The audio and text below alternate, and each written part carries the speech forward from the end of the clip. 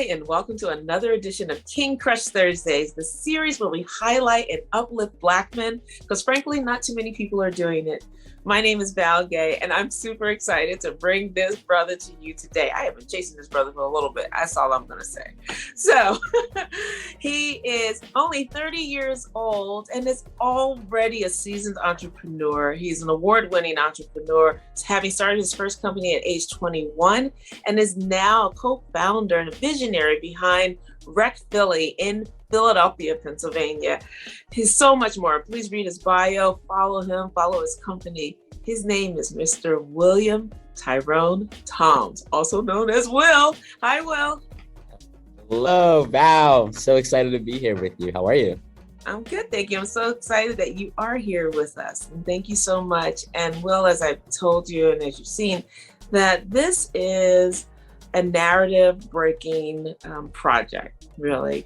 In that we are creating a repository of 6 questions on our way to 100 answers by 100 different Black men, with the goal of having a young king who may or may not have positive Black male role models in his life could go to this repository, see the same set of 6 questions, and see 100 different answers. Yeah. And hopefully find himself in those answers and find guidance within those answers. And then for the rest of us who are neither male or maybe even Black, to be able to take a peek inside of this mysterious, if you will, or often misunderstood, I would say, group of people. We often see Black men represented in media in a very narrow way. And certainly that is a part of our community, but a tiny, tiny part of our community. And the vast majority represents so much more. And so I want to change that narrative and to expand that narrative. And I'm so glad that you are here with us today to do so. And so I'm starting first question, which is, what does manhood mean to you? Oh, wow. Man, that's such a beautiful question to begin with. To me, manhood is this thing that sometimes feels so elusive to describe.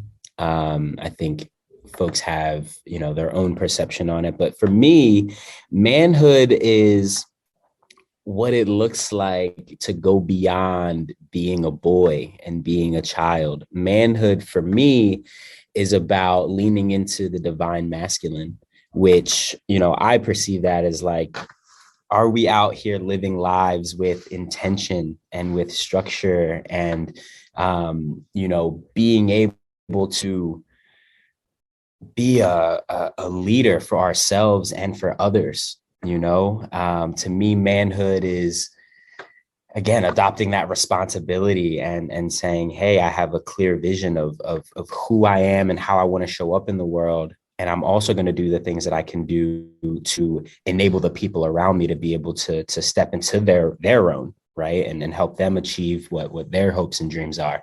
That's what manhood is for me. That's beautiful. That's awesome. Excellent. So, Will, who and or what is important to you? Wow. What's important to me is, well, first, my family. My family is important to me. My relationship with God is important to me. But outside of that, it's one, me being able to get paid to be myself. And that's really important to me because I really believe that passionate people have the power to change the world. And I think too often the folks who are extremely passionate and have gifts to share with the world give that up, right, in order to chase like security or safety. So I get really excited, and it's really important to me that people chase their dreams, that they self-actualize to become whatever it is their vision for themselves are. That's really important to me because I think on the other side of that is a beautiful life, and specifically for people of color to do that. I think too often as Black men or Black women, society does kind of put us in a box as far as what our value is inherently and what we deserve in exchange for that value. As an artist, you know this song and dance very well, Val. But I really just deeply believe in the power and the value of our people. And I love seeing that be expressed in all the different multitudes that we as Black people show up and express ourselves. That's beautiful. Awesome. Excellent. Thank you. So, Will, how do you want us to see you? Man, I would hope that people see me as someone who is daring, someone who is knowledgeable, someone who is intentional, someone who is caring, someone who is willing to be the example and play big, and show up full, someone who believes in Black joy as a practice, someone who pours into others. And those are the things. I think if those are things that people take away from who I am, I'd be very happy with that. That's great. That's great. Excellent. Thank you. So, Will, what is your epic dream? Oh, okay. What is my epic dream? I mean, you mentioned this in the bio about my work with REC. My work is really important to me as well. I do believe what we do is an extension of who we are in so many ways. My epic dream is honestly very similar to what I think the intention of this content is, which is to hold up an example of what could be. Like my epic dream is to redefine what it looks like for Black people to be all that we are unapologetically. My dream is for when a creative person says, hey, I'm excited, I'm going to go and be an artist, or I'm going to be a content creator. People don't even think to ask, what is plan B? My epic dream is that any creative person, especially those who look like us, have access to the resources, the strategies, and the opportunities to actually self-actualize, to build sustainable and scalable businesses around their passions, and to be able to build a livelihood that they feel allows them to live with integrity and joy and fullness. Yeah. That's my epic dream. Yes. Awesome. That's awesome. Excellent. So you've been answering this next question number 5, implicitly all along, but I'm going to ask you explicitly. Mr. William Tyrone Toms. Yep. Oh, I'm sorry. Well, I missed the end. What was the question? I'm going to say the whole thing again. Mr. William Tyrone Toms, who are you? Oh, man, ain't that the $1 billion question? At first, when I hear that question, I start to think about different titles that are all out of relationship to someone else, right? Immediately I thought, I am a brother, I am a son, a grandson, a partner, I am a mentor, a mentee, like all of these things, which I think all work. But to go further, I think, who I am is still like in my heart, like this young Black man who just cares about his people, who cares about just being his fullest self, in every sense of that word. I think for me, I'm someone who really deeply appreciates this idea of freedom and doing my part to show up in it for myself, financially, emotionally, spiritually, and hopefully also be able to bring some other folks along with me on this journey of freedom. I believe at the core, that's who I am.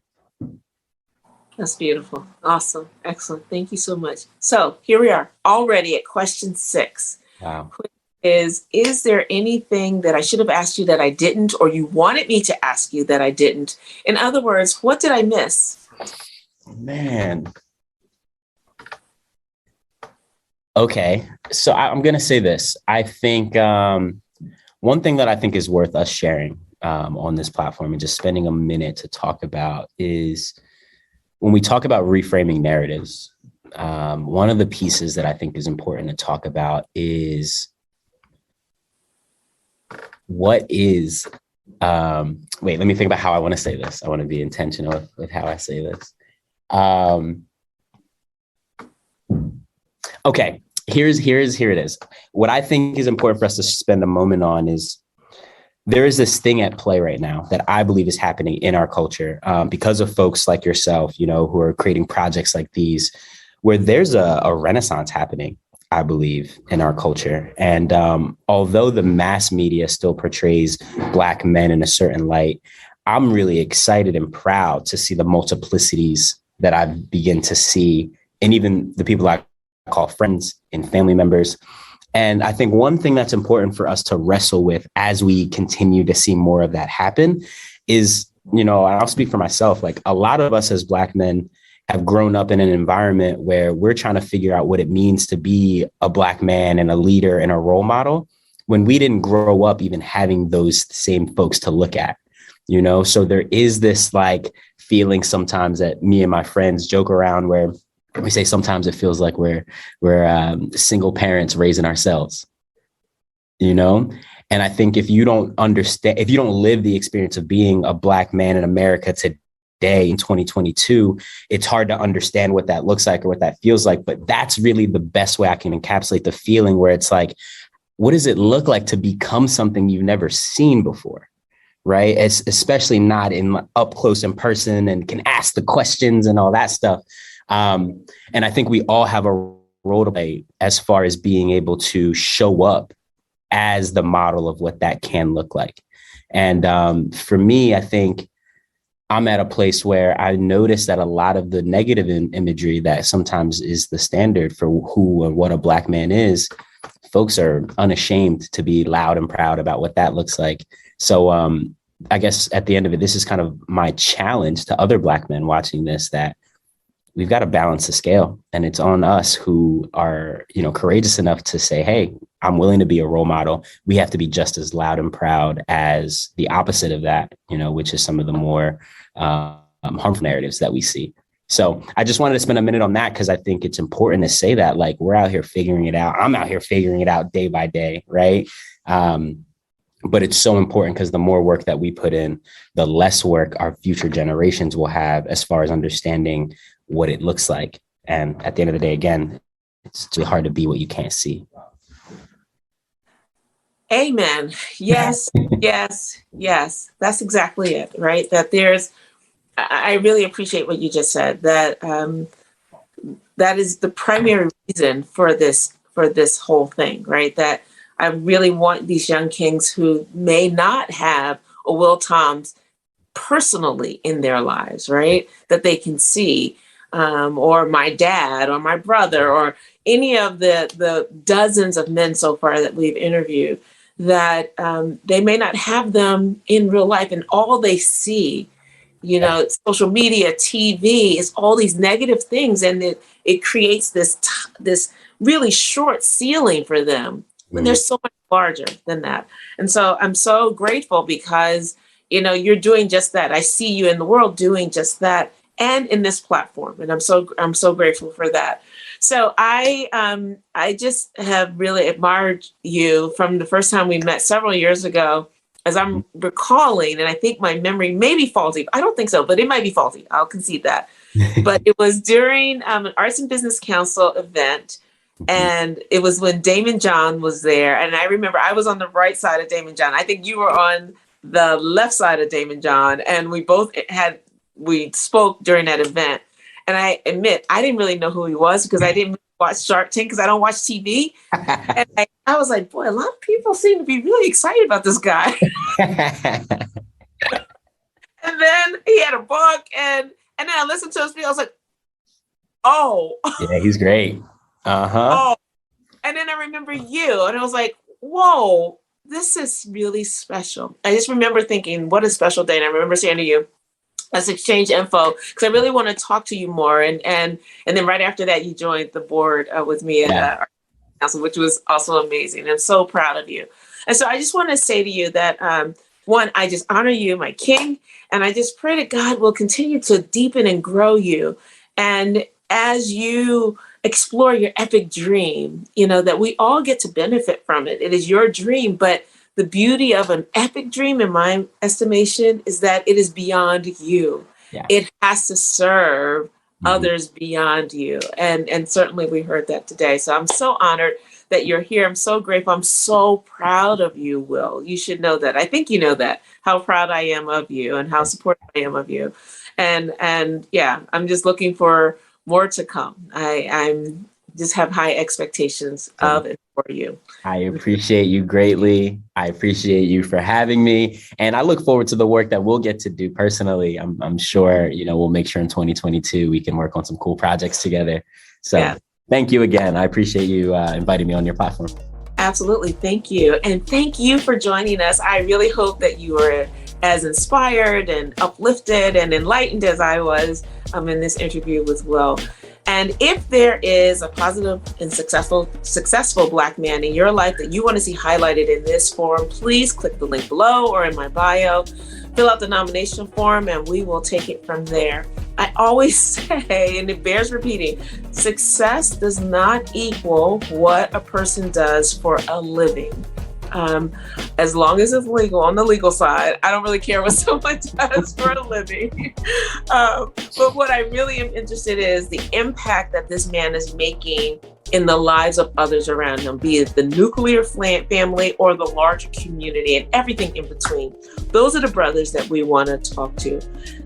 Those brothers range from people who have very little education to people who have PhDs and everything in between.